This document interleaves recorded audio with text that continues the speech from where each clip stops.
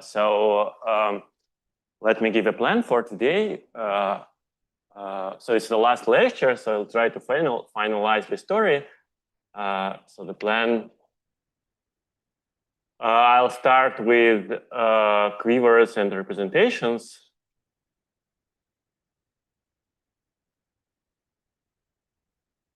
Of quivers. And then I'll go to quiver Grassmannians.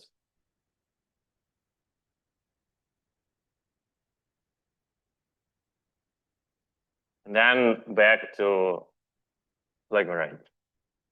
Back to flags and actually and their relatives.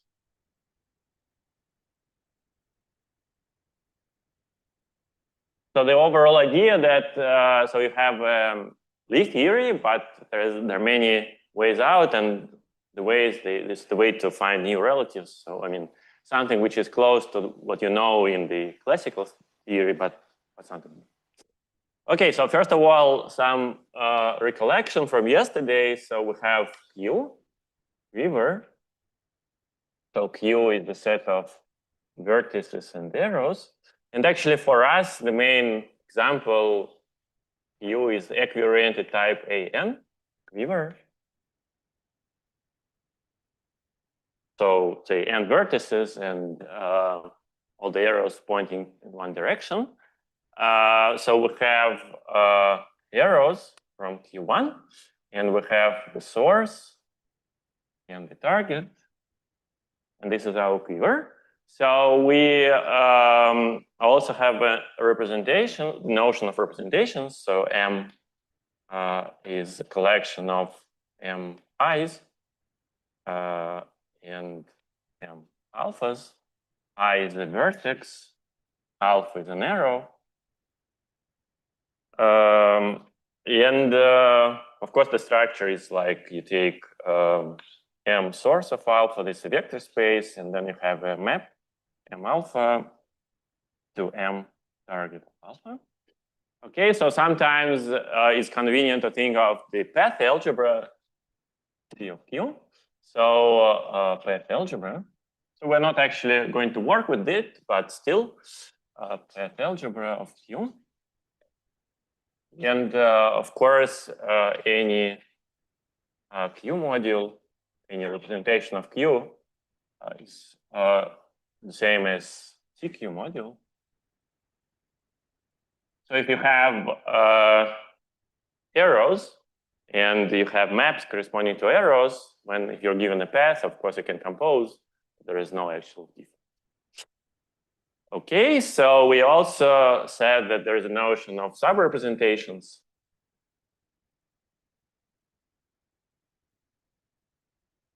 So these are going to be very important for us. So just collections of subspaces invariant with respect to our arrows, our maps.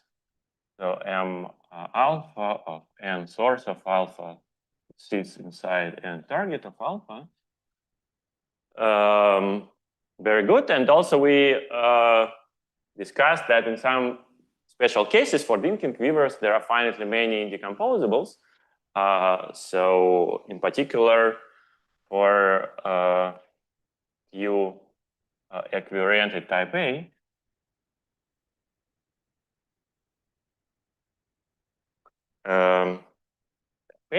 indecomposables the form Uij. These are just supported on vertices between I and J.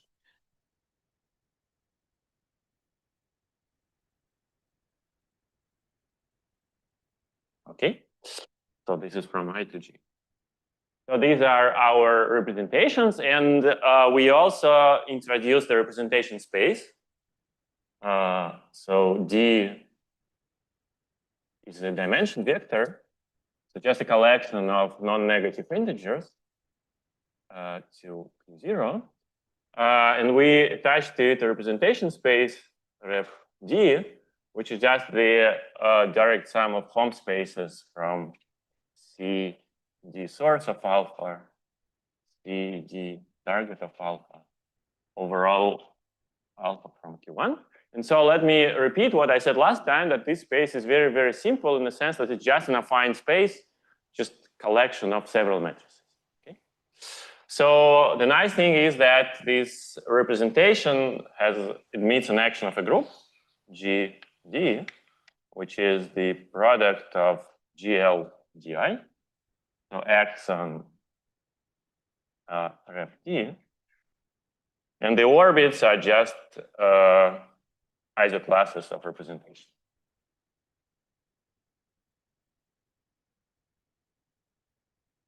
And finally, we introduced the notion of a degeneration of one representation to another. So we said that given two representations, M, say M tilde, or B M tilde, so these are elements in FT. Let's say that they're non-isomorphic. So we say that M degenerates to M tilde if GM contains in its closure M tilde. So the idea is very simple. So you somehow have some representation, and then you look at all possible representation isomorphic to this one, and then you are asking whether you can somehow vary the parameters to get something new, more degenerate. So the kind of example, the simplest one, but already kind of interesting. So, so you have say U just A2, and say for instance D is 2, 2. So you have two spaces of dimension 2, and then since this is A2, so this rep is just formed from C2 to C2, right? So we have only one arrow, so this is just one map, one linear map from two-dimensional space to two-dimensional space.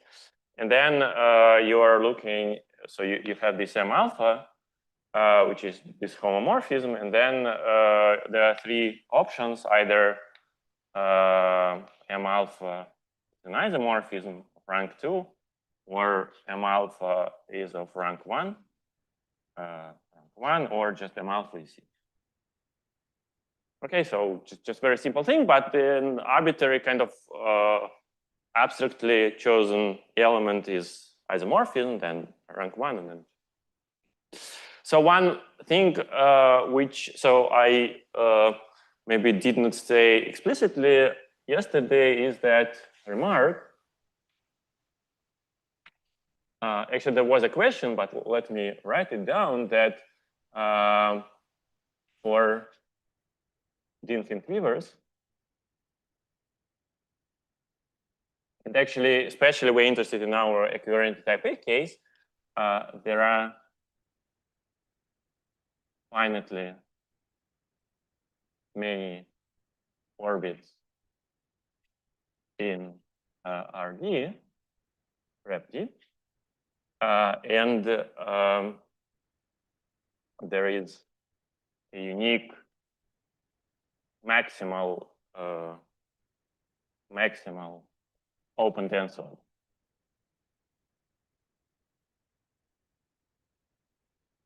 So actually, the first claim is especially obvious in this type A situation because we said that there are only finitely many decomposables. So any representations can be decomposed into direct sum of decomposables. Since there are only finitely many, there are finitely many ways to do that. And there is only one open dense orbit. So this follows because so if there are several, so this affine space would be reducible. So it would be a union of several reduced components. It's impossible. Okay, so one more remark to kind of finish this first part is the following. So it's very reasonable to ask the following question: how to understand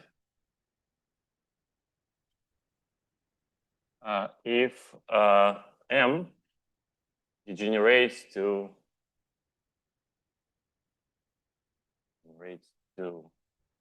M tilde or not. So you're just given two representations. So can you say that one is a kind of more general than another? So you can somehow change the parameters to get from one to another. And of course, in general, this is a very non-trivial question. There is a theorem by Bongartz, so general theorem by Bongartz. So I'm not going to state it now, although it's kind of quite elementary. I mean, not the theorem itself, but the kind of the criterion. However, let me give you very explicit description how to detect it in our special situation of equivalent type A. Okay, so for example, Q of our preferred form, just equivalent type A, and then M is a Q module. So let me attach to M a collection of numbers Rij of M. So sometimes I'm not going to write this M, but in principle M is there. So this is just a collection of numbers. I and j are from 1 to n. So we have here n vertices. And this is nothing but the rank of the composition of maps from the ith vertex to the jth. Okay, so we can just write it as m I to I plus 1, m I plus 1 to I plus 2, m j minus 1 to. Okay, so we have, since m is a representation, we are given all those maps corresponding to arrows. In other words, you can say that we are given all the maps corresponding to all the paths. So Rij is just a collection of ranks of those maps. And then the theorem says that M degenerates to M tilde if and only if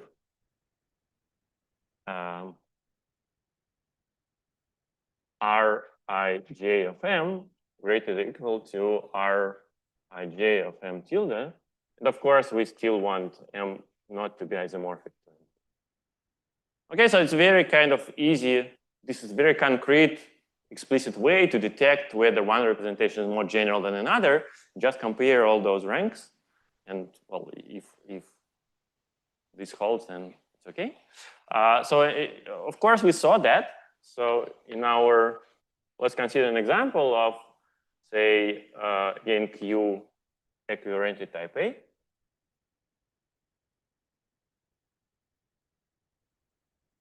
And D be just some numbers, say K up to K, or just let me put D, just not underlined. So D being just some number, and D underlined is just collection of those Ds, so each dimension is the same. So then, of course, we do know that we do understand that the generic representation is composed of isomorphisms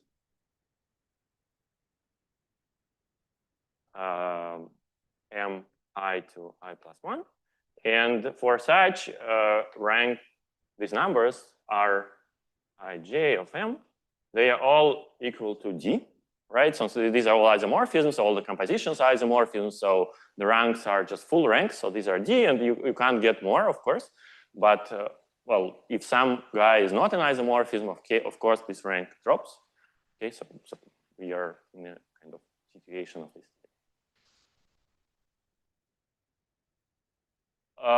This one, for this example, for this particular example, it doesn't hold in general. So in general, what you need to check that, so this theorem says that you take M and you take M tilde, and then you take homomorphisms from M to somewhere, and homomorphisms from M tilde to somewhere.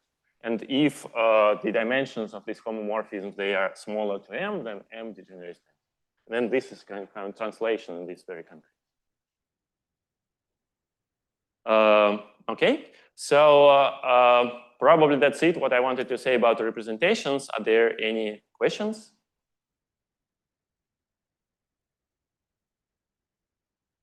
Okay, so if not, let's go to the geometry. Well, we've seen that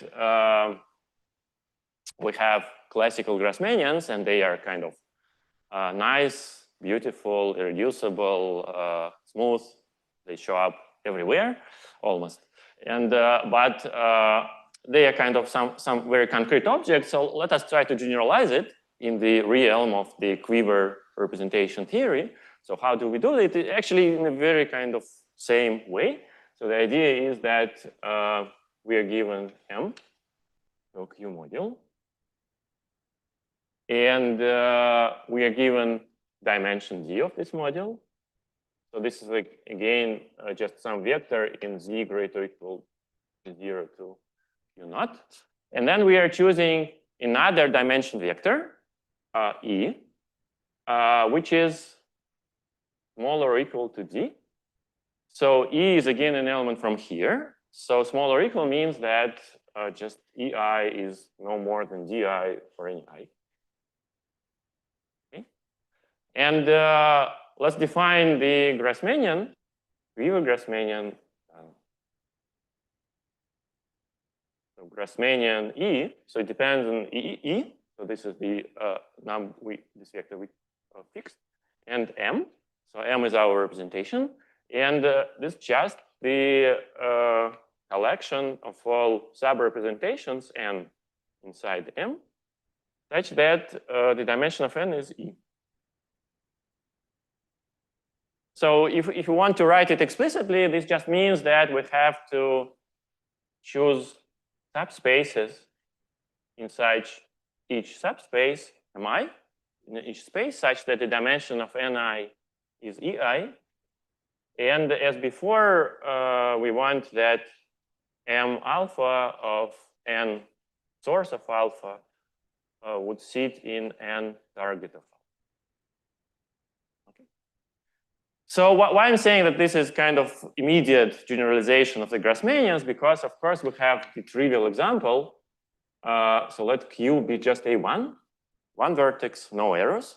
Then what is written here? So we take M, which is just C to the D, just a vector space, no arrows, and then we choose E less or equal than D, and we say that our Grassmannian E of M is just the variety of all E-dimensional subspaces in M. Okay. So again, let me repeat, so there are no arrows here, so there's nothing to check about this last thing.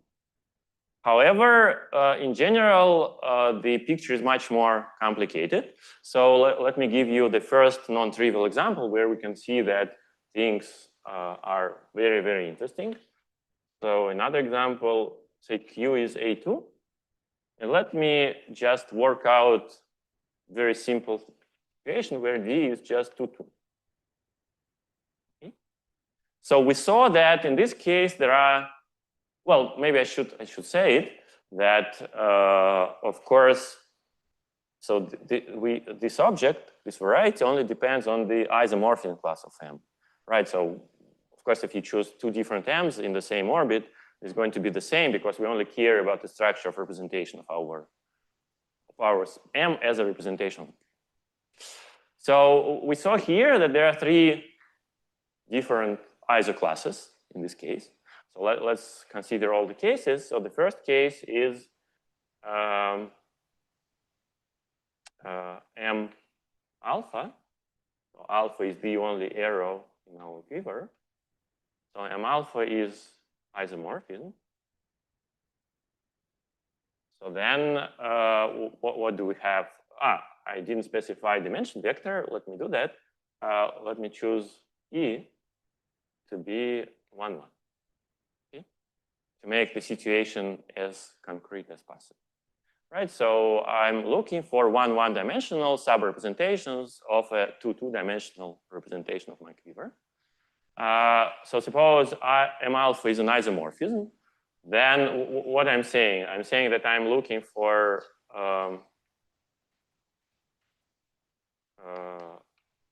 collection of subspaces. So here we have N1 inside M1 and N2 inside M2, such that M alpha, yeah, these guys are one-dimensional, and M alpha of N1 should sit in N2, and both dimension of N1 equal dimension of N2 equals 1. Okay. But here, since M alpha is an isomorphism, if I fix N1, I have no choice for N2, right? It's already one-dimensional. So actually, this is nothing but P1. Right, so it's just lines in a two-dimensional space, just a P1, very simple object. But let's look further. So suppose rank of M alpha is 1. So let's see what is it. So in order to be very explicit, let me actually just fix a basis. So suppose I have M1, so this vertex 1, and this vertex 2, and M1 is the span of say V1, V2, and M2 is the span of say V1 tilde, V2 tilde. Okay, so and assume that so M alpha, it sends V1 say to V1, and V2 sends to 0. Okay, so since it's rank 1, so just let me say that the kernel is exactly my V2. So what is my variety then? So I want N1, N2 of dimension 1. And I want my M alpha, take N alpha and send it inside N1, and to send it inside N2. So how does it work? So suppose that, say, let me do it algebraically. So N1 is a line, say, with coordinates x1, x2. So these are just a point in the projective space, projective P1. And then N2 is just y1, y2. Okay, so when I apply my map to such a line, the second coordinate disappears, and it goes just to x1, 0. And then it should be proportional to y1, y2. So we just write 2 by 2 determinant. So we want the condition that x1, y2 is 0, right? So once again, I apply my M alpha to this line. So M alpha kills V2. So I arrive at x1, 0. And I want the vector x1, 0 to sit inside one-dimensional subspace y1, y2. So when does it happen? Then the determinant is 0. The determinant is just x1, y2. And it should be 0. And so this is equation inside where? So my N1 and A2, so my Grassmannian, E of M sits inside the product of two projective lines, right? P1 times P1.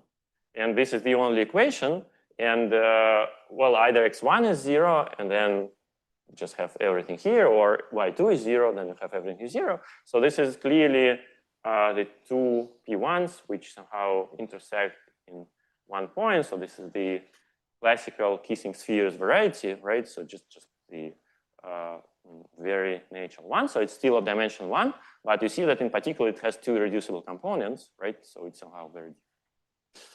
Okay, and the last case is much simpler, but we'll see here that some interesting things are happening. So suppose rank is 0, so the map is 0.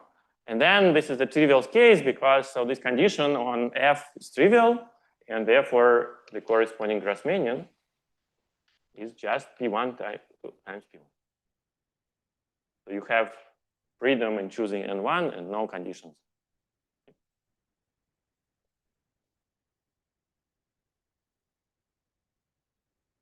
So this is the definition of Quiver Grassmannians. And of course, as you can see, the varieties already in these very trivial situations are kind of interesting. So they can be reducible, they can be of different dimensions. And in principle, so if you allow any quiver, then any projective variety can be realized as a quiver Grassmannian. So kind of there is no point in studying all possible quiver Grassmannians. So if you are restricting to Dinkin quivers, then there might be some restrictions, but still there are very, very many varieties. So maybe let me write it. So there is a theorem due to remark.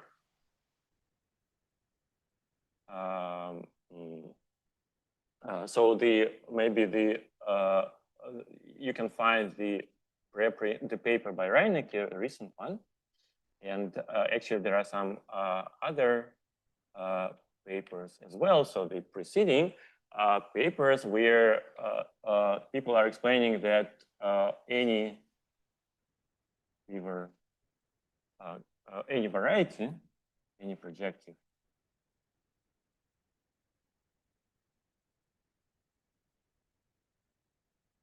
variety can be realized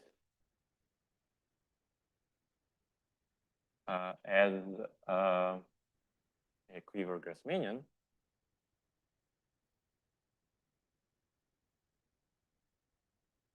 for some quiver.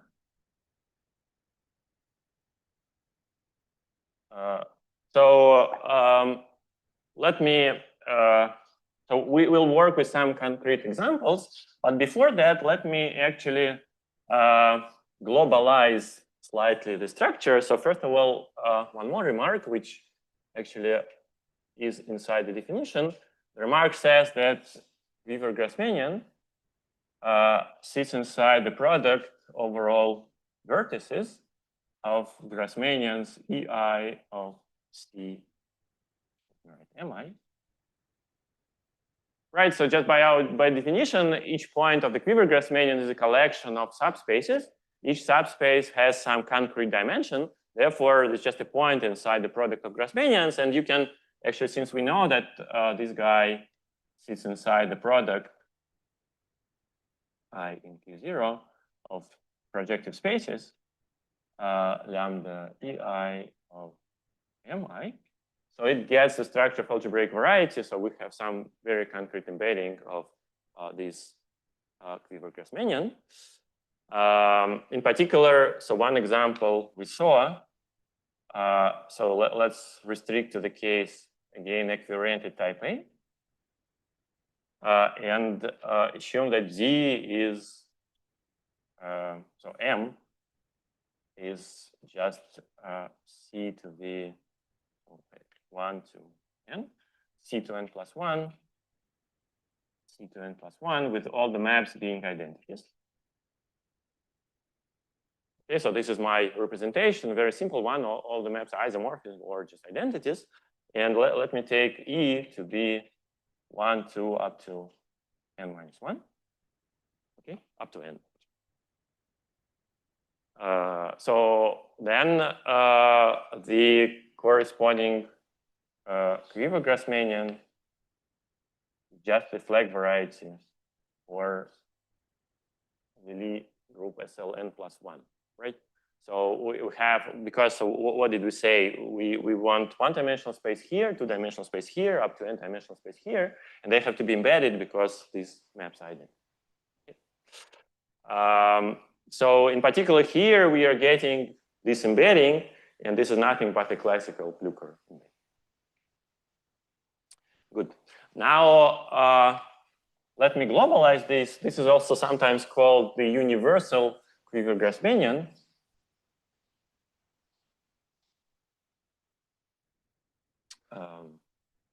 The global or universal quiver Grassmannian.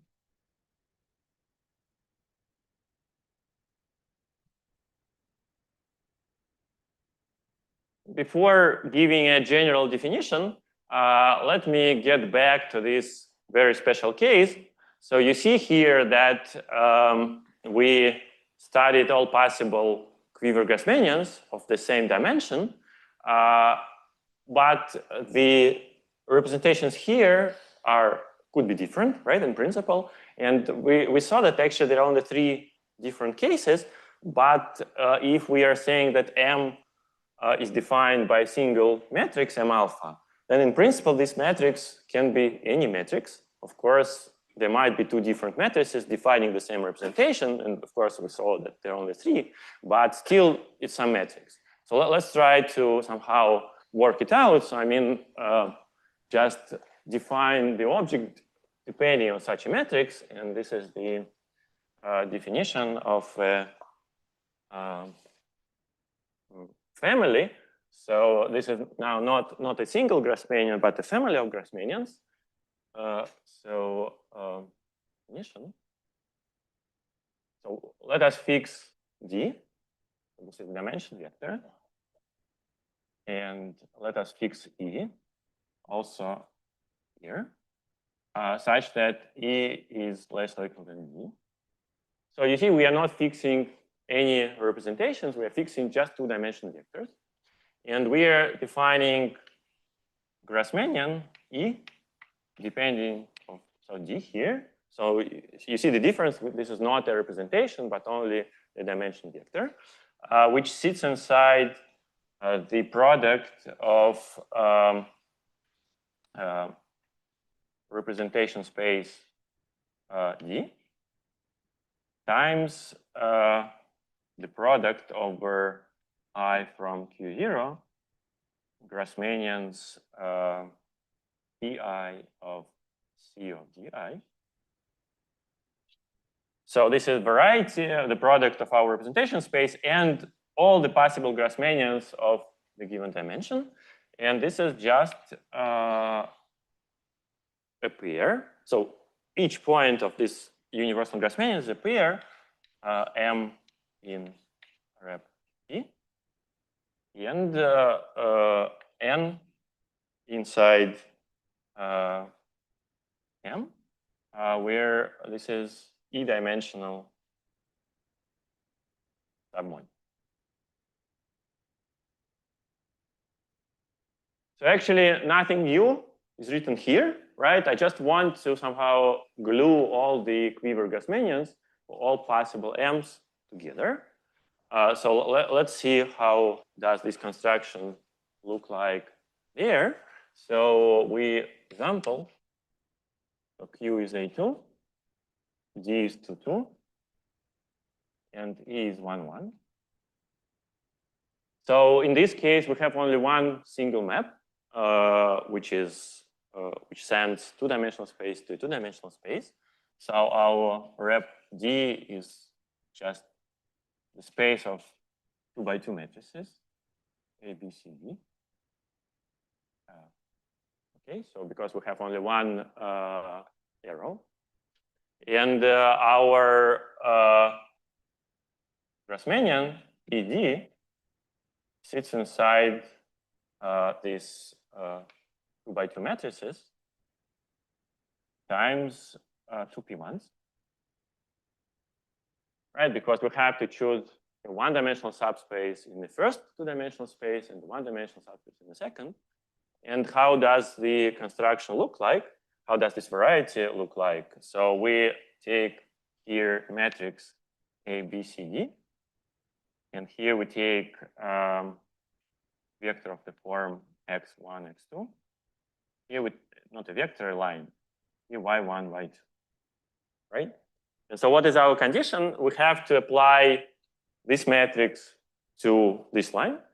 And the resulting 1-dimensional or 0-dimensional space should live here. So we apply and we get AX1 plus BX2, and then CX1 plus DX2. And then this has to be proportional to Y1, Y2. So the determinant has to be equal to 0. And this is the condition. Okay, so it means that actually our Grassmannian sits in the, so this is nothing but just A4 times P1 times P1. And it's cut out by one relation of this form. So let's go further. Just let's see how can we look at this variety. So in this particular example first, so we see that there is a natural map from Grassmannian ED to the representation space. So again, let me repeat that this representation space is nothing but the affine space here is just A4. And then the fibers, so let me denote by pi. So the fibers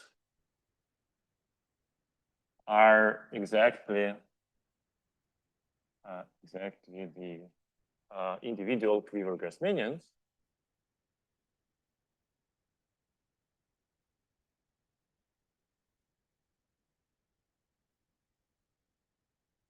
So, well, actually, we saw that this four-dimensional affine space is decomposed into three different orbits. So what are the orbits? So the first orbit is AD minus BC is not zero. So this is the determinant of my matrix saying that the arithmetic map is non-degenerate, right? And then pi inverse of this ABCD is just P1. And then the second option is that AD minus BC is zero, but M is non-zero. So this matrix is not just zero completely, does not vanish. And then we saw that this fiber is isomorphic to these desync P1s. And the last thing is that A is B is D, B, C, D, 0. And then pi inverse of 0, 0, 0, 0 is just P1 times P1. So you can think of this picture as globally as, so you have a base, right? So this base is just A4. I don't know, I can draw A4, but still let me pretend I can. So this is my A4. And then you have a variety which kind of maps to here. And then you have different fibers. So over the generic point, you just have P1, right? So then you have this determinant equals 0. So this is something where they mention one thing. And then here you have over these points, you have P1 and P1. And there is a very, very special point in here where you have the product of P1 times P1. So where one point something two-dimensional and otherwise. Okay, so in general, we do have similar picture.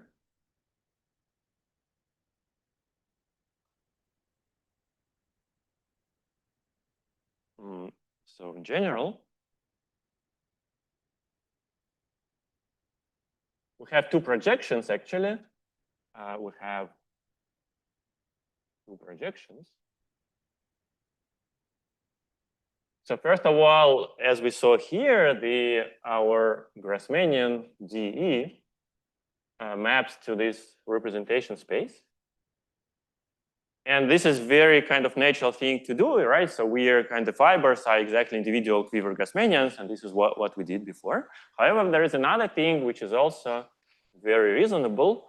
This is the product of Grassmannians Pi of E of Di. So pi. So what does this projection do? So I mean, it just forgets about the maps and just gives you the tuple of subspaces. And then what is the pre-image here? So you fix some subspaces in your space, and then you're asking what are the linear maps which preserve these spaces, so compatible. And so I'm not going to kind of consider in details this map, but this is going to be quite important. Okay, so we'll probably that's it about the general discussion about Quiver Grassmannians. Any questions? Yeah.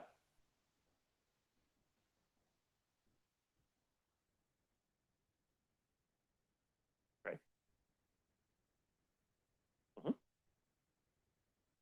Yeah, so if E is 1, 2, so then the second subspace should be two-dimensional space in a two-dimensional space. So it should coincide with the whole thing. So we are left to choose one-dimensional space in a two-dimensional space. such that it maps to this 2-dimension, but it definitely does, right? Because it coincides with the whole thing, so just P1. So if one of the E's is equal to the D, so it means that you have no choice there, you just choose the whole thing.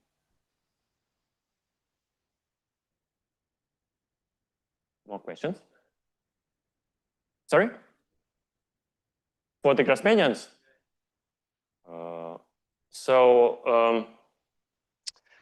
Let me say, so in general, no, but in some concrete examples, yes. So we'll see it in a minute, because you see, so in these simple examples, you can somehow see how you degenerate it, and then, so you first define what happened in generic orbit, and then you go down. So in some special cases, yes, but in general. So there is something which is called expected dimension, which is close to that, but it's not always.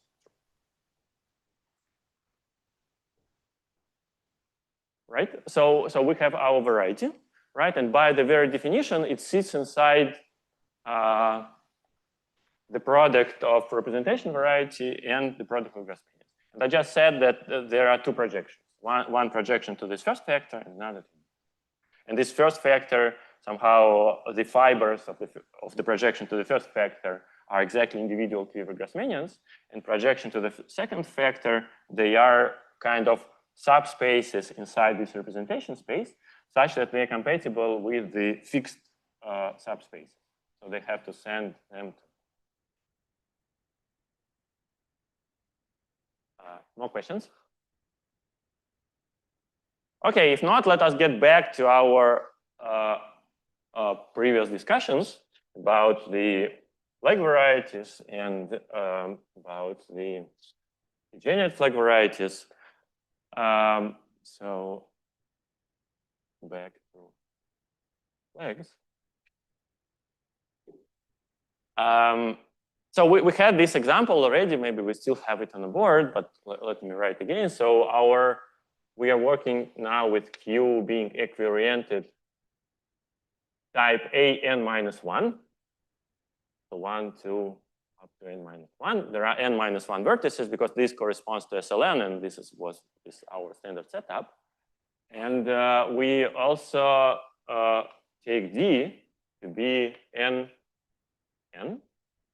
So again, very, very special situation. So the dimension vector is n, and the dimension of subrepresentations is 1, 2, up to n-1. Okay. So we can consider this is enough to consider the universal Quiver Grassmannian, and we'll get to this in a minute. But before that, let's consider some individual special cases. So, example, of course, there is a generic orbit. So if all maps mi to I plus 1 are isomorphisms, then clearly this is exactly our flag variety, the classical one, because isomorphism, so you can fix them to be just identities, right? And then these are just weddings. Then Grassmannian EM is just F flags N. Now, another example is, yes, and maybe I write here that Rij here are all N for all Ij. Now let me consider another example where M is P plus I. So P here is the direct sum, I from 1 to N, U I N. So you remember at some point I mentioned yesterday that these guys are kind of special. They are projective indecomposables. You don't have to care about the word projective now, just these concrete indecomposables. And I is the direct sum, I from 1 to N, U1I. These are actually injective indecomposables, so you take the direct sum. So let me give you an example for n equals 4. N equals 4, my quiver is A3. And for each vertex of my A3, I have to give you a 4-dimensional space, right? So this is vertex 1, vertex 2, vertex 3. And these points, they kind of correspond to basis vectors of 4-dimensional spaces I have there. So let me draw this picture here. So first I have 3 summons here. Sorry, it should be n minus 1. N minus 1, right? Because our Quiver is a minus 1. So let me draw first this P, and then I'll get back to this picture. So P is U, sorry, n minus 1 here. So 1 up to 3. So I draw this 1, 2, 3. So you remember Uij is the indecomposable with the support from I to jth vertex. So this is from 1 to 3, and then from 2 to 3, and then from 3 to 3. So this is this part. And now this part is from, again, if I is the last one, 3, so I get, again, this 1, 3, and then 1, 2, and then 1. Okay. So in particular, we see that this is indeed 4-dimensional thing, right? So as we want. And actually, in general, you can, maybe it's not obvious from the first glance, but it is dimension n. And let me actually make this picture into just transform it. So I start with this guy, and I put it here. So this is already done. Now let me take this one and put it here. So this is already done. Now let me put this guy here. Now I'm done with this upper part, the P part. Now let me continue with from down to up. So I have to do this one, and I put it here. So you see, it does not go here because it's just 1. And then I have this one, I put it here. And then I have the remaining one, which is here. And you see this, we have seen this picture already. So let me actually take the red chalk.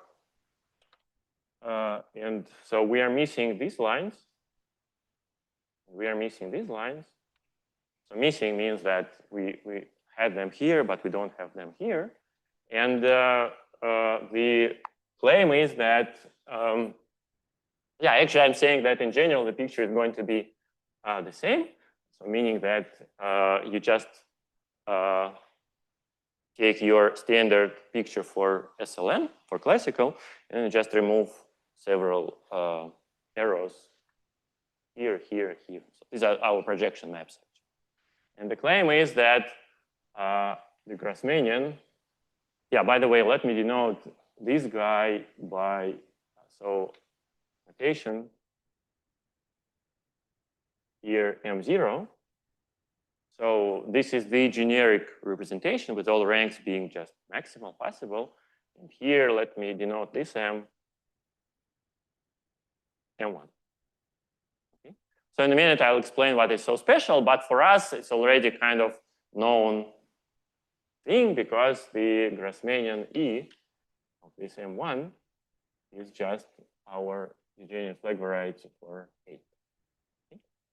And in particular, what we already see, that immediate conclusion is that, yeah, before the conclusion, let me also say that what are the Rij's here, M1. Right, we have to determine the ranks. And it's very easy, so because you see, so you remember these are the projection maps.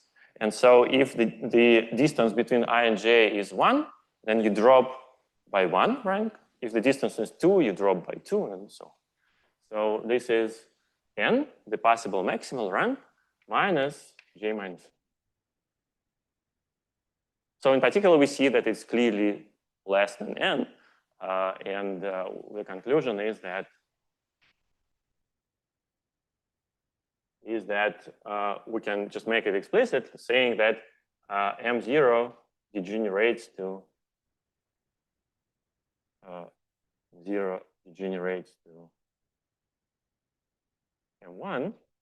and Grassmannian E M0 degenerates to Grassmannian E M1. So in particular, we get that we have indeed this procedure getting from the classical flag variety, this degenerate flag variety. So I'm not saying that this is the only way to get it. There are many, but this is kind of, after all, this is the most kind of nice looking. So we are just giving the family such that the general fiber of the family is the classical flag variety. And then there is a kind of course, so there is some part, right, where these Rijs are given by that. And then the fibers of this part are our general flag varieties.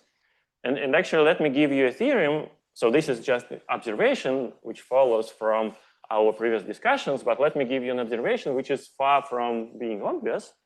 Let me put your same theorem. So you remember just from our definition, this guy is of dimension n times n minus 1 over 2. So the same dimension as the flag variety itself, and it is irreducible, right? So we may ask when the fibers of our global Quiver Grassmannians, when they are of expected dimension, the expected means the dimension of the generic fiber, and irreducible. And the theorem says that a Quiver Grassmannian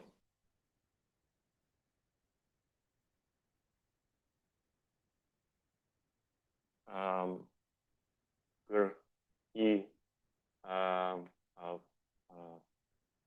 M, dimension M is n and n, E is 1, 2, n minus 1, is irreducible of dimension n times n minus 1 over 2. This is exactly the dimension of the flag variety. So if and only if M degenerates to M1. Okay, so I like this theorem a lot because in principle, you can like this construction for this degenerate flag variety or not. So if you like the Lie theory, you may like it, otherwise you may not. But this construction is absolutely kind of classical. So what do you do? So you take several n-dimensional spaces and you look at maps between those. And you're saying that, okay, I'm interested in one-dimensional subspaces here, two-dimensional subspaces here, and so on, such that they have to be compatible with respect to these maps. And then you know that, okay, if the maps are isomorphisms, then you're getting the flag variety. Well, nice flag variety, very nice. But then suppose you are changing these maps. So when the variety is still irreducible and of the same dimension. And here is the answer. And it turns out that this guy, which is a kind of deepest possible variety with a nice property, is exactly the one we got there. So this is somehow nice, and I don't see a conceptual explanation for that, but this is somehow several ways to look at this. So, well, this is the nice thing, but of course, we can ask what's going further. So I mean, suppose we, what can we say? What can we say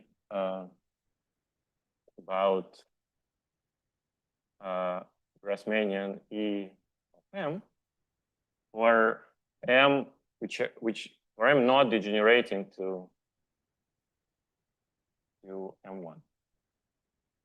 So actually, we saw that even in the case n equals 2, right, then d is 2, 2 is 1, 1. Some bad things can happen. So let me give you an example.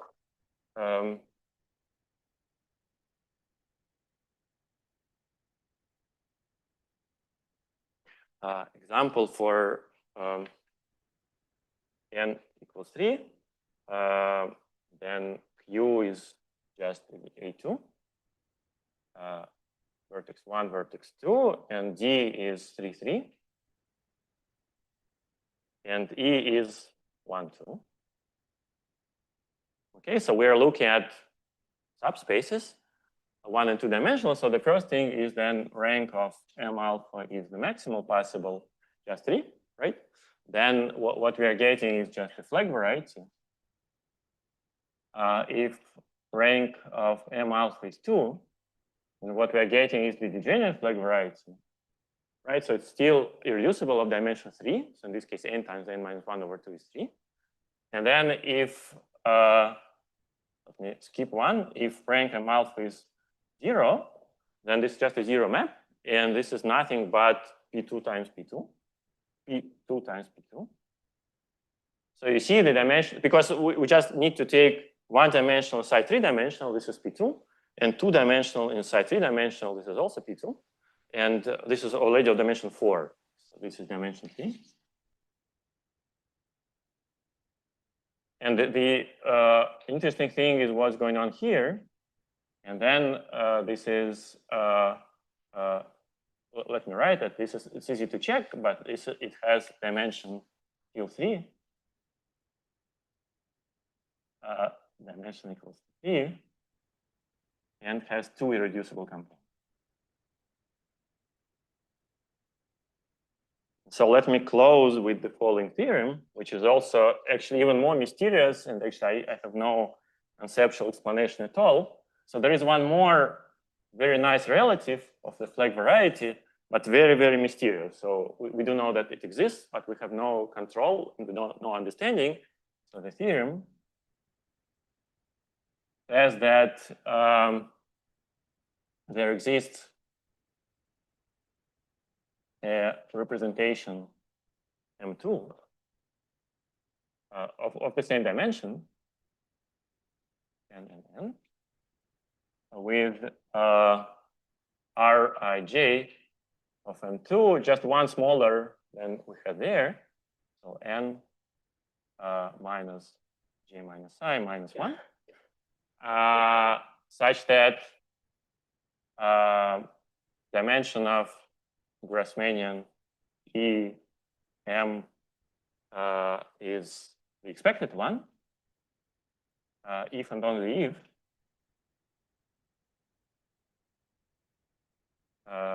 M degenerates to M2. And the last thing to add here that the Grassmannian E M2 is, of course, of the nice dimension we expect, and it has Catalan number reducible component.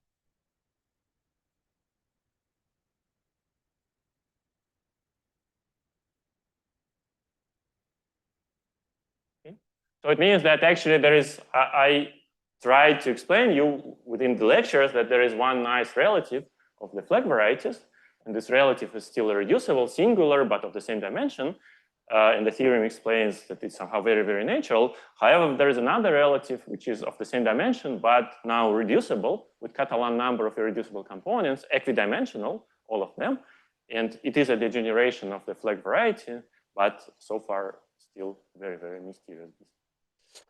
Okay, so let me stop here and let me finish with a couple of concluding remarks. So first of all, what I did not say, I plan to talk about another case about the cyclic quivers. So these are equioriented type A quivers, but they're also equioriented cyclic quivers, which are very interesting. And the reason why one is interested is that, you see in this picture, we started with just classical Grassmannians, and we said that if you take this PBW version, in classical Grassmannians, they do not change. So I mean, they stay as they are, because there is this unipotent abelian radical.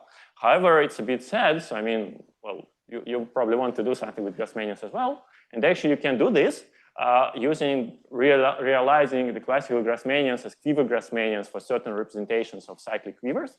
And then this turns out to be very meaningful because these Grassmannians, they are finite Grassmannians. They are part of affine Grassmannians. And then there is a procedure degenerating affine Grassmannians to affine flag varieties. It comes from arithmetics, algebraic geometry, representation theory, many sources. And then these Grassmannians are degenerating to now reducible varieties with several irreducible components. But it has, just wanted to say that there is a similar well, another, but of the same spirit, picture for cyclic quivers as well. Very, very meaningful. Okay, so probably that's it. And thanks a lot to the organizers for the opportunity to give lectures here. And thank you very much for that.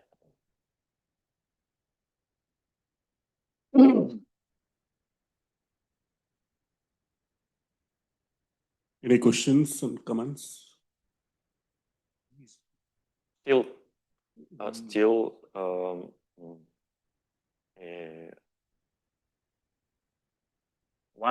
and minus 1.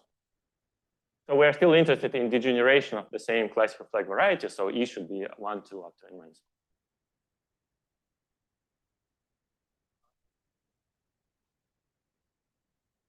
So this is a Quiver Grassmannian of where we look at representation M2. So it's described by these rank tuples.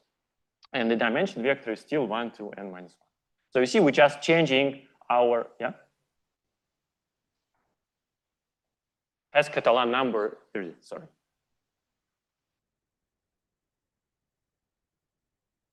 Okay. Yes, so what is known that you take any Dynkin quiver, you take your P, which is the direct sum of all projective indecomposables. You take I, which is the direct sum of all injective indecomposables. You take the dimension D, which is the sum of their dimensions. This going to, you consider representation variety with this D. And then there is an open orbit. And in the open orbit, you have some nice Quiver Grassmannian. And then you can ask when this dimension is preserved. So this general fiber is irreducible of some dimension. You can ask similar questions. When the Quiver Grassmannian is irreducible of the same dimension, and the general answer is not known. But what is known that the Quiver Grassmannian of dimension P, of P plus I, is irreducible of a good dimension. But what is not known if other Grassmannians do not have the same property. So it's known that if M degenerates to this P plus I, then it is good. But it is not known that other guys are not good.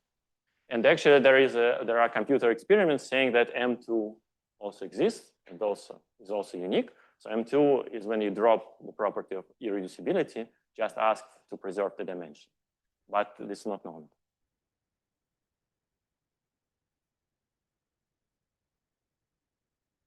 Which generalizes to affine setting, affine algebra setting?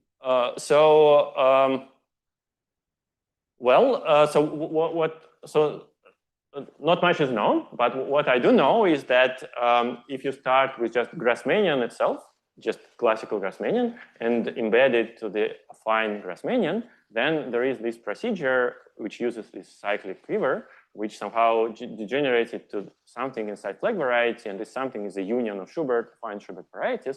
So you can do a bit more. So there are some other Schubert varieties inside affine Grassmannians, which degenerate to the union of Schubert varieties and flag varieties. So something is known, but the picture is kind of examples, not a general thing.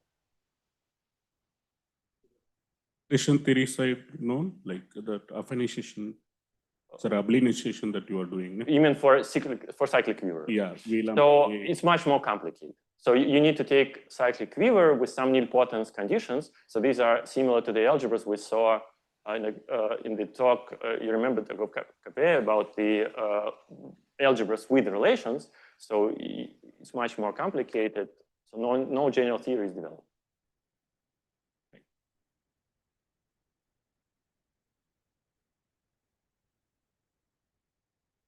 So I didn't say that, but all these degenerations which I mentioned, so all the families, so if you take M1 and you look at the family of Quiver Grassmannians corresponding to M which degenerates to M1, so this is a flat family.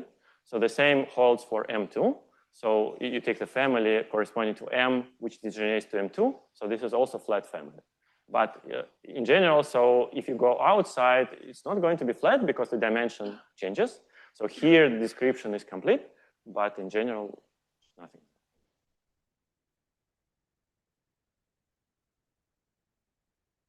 Yeah. So maybe you need some extra knowledge, maybe some irreducibility is needed, but in general, it's true.